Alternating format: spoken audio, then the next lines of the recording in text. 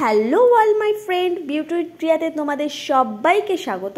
আজকে আমি যেই হেয়ারস্টাইলটা দেখাবো এটা পার্টি হেয়ারস্টাইল বা রিসেপশন ওপেন হেয়ারস্টাইলে তোমরা খুব ইজিলিভাবে কিন্তু স্টেপগুলো দেখো, স্টেপ বাই স্টেপ দেখলে। আর আমি কি প্রোডাক্ট ইউজ করেছি সেই প্রোডাক্ট ইউজ করে যদি তোমরা এই হেয়ারস্টাইলটা ক্রিয়েট করো তাহলে কিন্তু এই হেয়ারস্টাইলটা খুলে যাবে না, অনেকক্ষণ লং লাস্টিং হবে আর ফিনিশিংটাও অনেকটা ভালো হবে।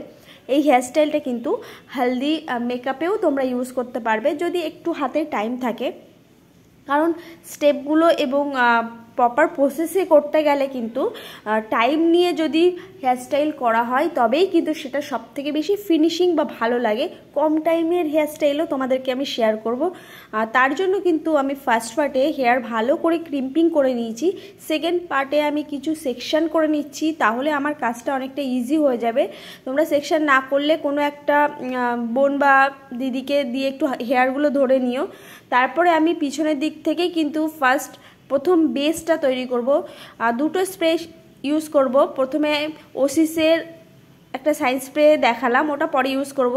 তার আগে কিন্তু আমি টাফটের এই স্প্রেটা ইউজ করছি। ভালো করে কম করে নিয়ে ট্যাঙ্গেল ফ্রি করে নিতে হবে। আর এই স্প্রেটা ইউজ করার পরে যদি আমি কার্ল করি সেই কার্লটা কিন্তু খুলে যাবে না, আর যেমন শেপে চাইছি তেমন শেপ তো আসবেই, তাছাড়াও কিন্তু একটা শাইন আসবে। আর যেই কার্ল মেশিনটা আমি ইউজ করছি এটা 19 নম্বরের আইকনিকের মেশিন, কার্ল মেশিন। তোমরা তাছাড়াও অনেক কার্ল মেশিন আছে, কিনে নিতে পারো, কিন্তু আইকনিকের সেরামিক প্লেটের জন্য না ফিনিশিং বা শাইনটা সবথেকে ভালো আসে। তারপরে আবারও একটা সেকশন নিয়ে নিচ্ছি। যত বেশি নিচের দিকে কার্ল করবে তত লেন্থটা বড় থাকবে, আর যত ওপরের দিকে উঠবে তত কিন্তু কার্লের লেন্থটাও কমে যাবে। আর ভালো করে স্প্রে করে নিলে যাদের কমপ্লেন থাকে যে হেয়ারে কার্ল খুলে যায় তাদের কিন্তু খুলে যাবে না, এই জায়গাটাই কিন্তু ওই মানে কার্লটা স্টিক হয়ে যাবে। এরকমভাবে কার্ল করলে অনেকটা সুবিধা হয় কার্ল করতে। তাছাড়াও অন্য আর একটা প্রসেস আছে কার্ল করার, আর সেটার ফিনিশিংটাও সুন্দর হয়, তো সেই কার্লটাও আমি দেখাচ্ছি স্টেপ বাই স্টেপ। সমস্ত কিন্তু তোমরা স্টেপগুলো দেখো। কার্ল করা বা যে কোনো হেয়ারস্টাইল ক্রিয়েট করা সম্পূর্ণ নিজের কাছে, তবে কিছু স্টেপ আর প্রসেস ফলো করলে কিন্তু সেই হেয়ারস্টাইলটা বা যে লুকটা ক্রিয়েট করছো সেটা কিন্তু অনেক বেশি ভালো এবং প্রফেশনালভাবে হয়। আমি দেখো একটু সাইন স্প্রে ইউজ করে নিচ্ছি, এক্ষেত্রেও কার্ল ভালো হবে। তবে কি হয়, শাইন স্প্রের স্টে ক্ষমতাটা কম, সেটা শাইনের জন্য ইউজ করলেই ভালো হয়, তবু ইউজ করে দেখাচ্ছি। এই ক্ষেত্রে কার্লটা থাকবে না, কারণ পরে এই হোল্ডিং পাওয়ারটা কম হওয়ায়। যে আর একটা যে কার্ল প্রসেস আছে এইটা কিন্তু সবথেকে বেশি কিন্তু মেকআপ আর্টিস্টরা ইউজ করে থাকে। এই প্রসেসটা দেখো, এইভাবে হেয়ার নিয়ে একটু একটু করে নিচে নামিয়ে আবার একটু একটু করে হেয়ার নিয়ে ঘুরিয়ে আবার একটু একটু করে, এইভাবে যে কার্লটার ফিনিশিংটা এটাও কিন্তু সুন্দর হয়। এই কার্লের ফিনিশিংয়ের দেখবে হেয়ারের মাথাগুলো না রাউন্ড হয়। এই ফিনিশিংটা যদি কেউ করতে পারো তাহলে করো, কারণ একটু টাইম লাগে। আর একবার যদি সুন্দরভাবে এই ফিনিশিংটা দিতে পারো পুরো হেয়ারে, একদম টোটালি প্রফেশনাল হেয়ারস্টাইল লাগবে। আর ওইটা যখন খুব তাড়াতাড়িতে থাকবে তখন ওই স্টাইলটা করে নিও। এই দেখো, এই ফিনিশিংটা দেখো, খুবই সুন্দর কিন্তু এই ফিনিশিংটা। এরকমভাবে পুল করে দিতে পারো, তাহলে কি হয়, ওই কার্লে যে গুটিয়ে থাকা কম ফোলা ভাবটা সেটা হবে না, তাহলে একটু হেয়ারটা বেশি ফ্লাফি ভাবটা আসবে। আর আরেকটা কথা, যখনই কিন্তু ক্লায়েন্ট বসে আছে তুমি তার পিছন দিকে, ক্লায়েন্টের বাঁ সাইডে থাকবে, তার পিছনের হেয়ারটা এই মেশিনের মাথাটা দেখো নিচের দিকে রাখবে, আর তোমার হাতটা কিন্তু ওপরের দিকে থাকবে, তাহলে এই সাইডের কার্লটা কিন্তু একদম মিডিলের দিকে মুখ করে হচ্ছে।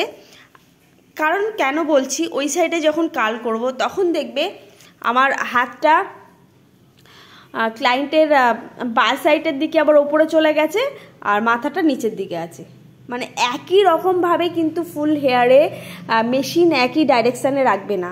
এই সাইডে দেখো মেশিনের ডাইরেকশানটা দেখো ভালোভাবে, ক্লায়েন্ট যদি বসে পিছন দিকে তো এই ডাইরেকশানটা এরকম থাকবে, মাথাটা মিডিলের দিকে, মানে দুটো সাইডেই মাথা মিডিলের দিকে থাকবে আর হাতটা কিন্তু চেঞ্জ হবে। এই সাইডে আমি ডান হাত দিয়ে ধরেছি আর ওই সাইডে আমি বাঁ হাত দিয়ে ধরবো। তো এই ছোট ছোট স্টিপ বা ছোট ছোট যে পয়েন্টগুলো তোমরা যদি মাথায় রাখো, হেয়ারস্টাইল তোমাদের পারফেক্ট হতে বাধ্য। এরপরে আমি পুলিং টেকনিকও দেখাবো।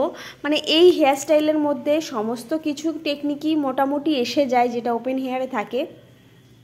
আমি এইভাবে কাল করি যখন হাতে কম টাইম থাকে, তো খুব একটা খারাপ ফিনিশিংও আসে না আর অনেকক্ষণ লং লাস্টিং হয়। যারা বিগিনার তাদের কিন্তু ওই যে আগের মতো যে কালটা দেখালাম সাইন স্প্রে দিয়ে, ওই কালটা অনেক সময় করতে পারবে না। এবার দেখো আমি কিন্তু এই সাইডে এসে গেছি, আবার ট্যাঙ্গেল ফ্রি করে নিচ্ছি সমস্ত হেয়ার। এবার একটু অল্প হেয়ার নিয়ে একদম নিচের দিক থেকে কিন্তু, আর একটা কথা, তোমরা যারা বলো হেয়ারে ভলিউম নেই তারা কিন্তু গোড়ার দিকে একটু কম করে নিতে পারো। আবার একটু আমি টাফটের স্প্রে ইউজ করে নিচ্ছি। করার পরে এবার দেখো, এবার কিন্তু আমার মেশিনটা বাঁ হাতে আছে আর আমি ডান হাত দিয়ে ঘোরাচ্ছি, দেখতে পেরেছো? তাহলে কি হয়, দুই দিক দিয়ে কালটা আসলে না কালের যে ফিনিশিংটা ভালো আসে। যদি একদিক দিয়ে কাল করো তাহলে দেখবে একটা দিকে ছোট হচ্ছে আর একটা দিকে বড়, আর মাথাটা উল্টো হয়ে গেছে। ঠিক আছে, ব্যাপারটা নিশ্চয়ই বুঝতে পারলে।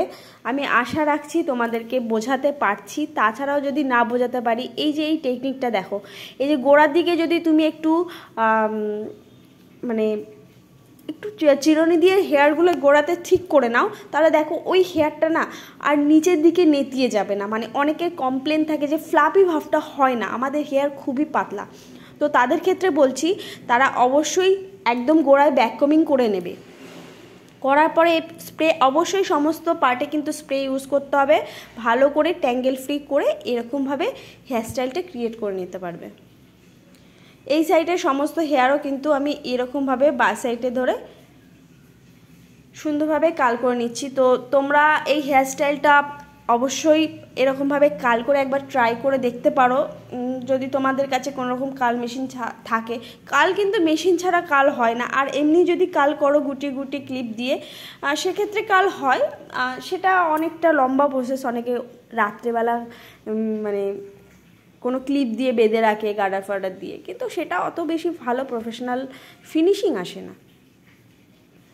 তো সমস্তভাবে তোমাদের বোন হোক বা দিদি হোক আমি কিন্তু শেয়ার করছি। আর কি কি প্রবলেম আছে না আছে অবশ্যই জানিও। আর একটা টেলকম রেখে দিও, আর যেটা দিয়ে খুব সুন্দরভাবে কিন্তু সেকশন করে একদম নিট অ্যান্ড ক্লিনভাবে আঁচড়িয়ে নেবে। এরকম হেয়ারস্টাইল কাল একদম এরকম ফ্লাপি ভাবটা করতে গেলে একটু টাইম লাগে, তবে এর ফিনিশিংটা কিন্তু অসম্ভব সুন্দর আসে। ব্যাক সাইডের হেয়ারস্টাইল ডান, শুধুমাত্র অ্যাক্সেসরিজ দিয়ে সাজিয়ে নিলেই হবে। তাহলে ব্যাক সাইডের হেয়ারস্টাইল বুঝতে পারলে, এবার দেখবো সামনের দিকে পুলিং টেকনিকে কিভাবে স্টাইল করেছি, পাপ ক্রিয়েট করেছি। এটা কিন্তু মোস্ট ডিমান্ডিং হেয়ারস্টাইল, তার জন্য আমার চ্যানেল সাবস্ক্রাইব করে দিও, লাইক করে দিও, শেয়ার করে দিও, সাথে থেকেও। দেখা হচ্ছে নেক্সট পার্টে।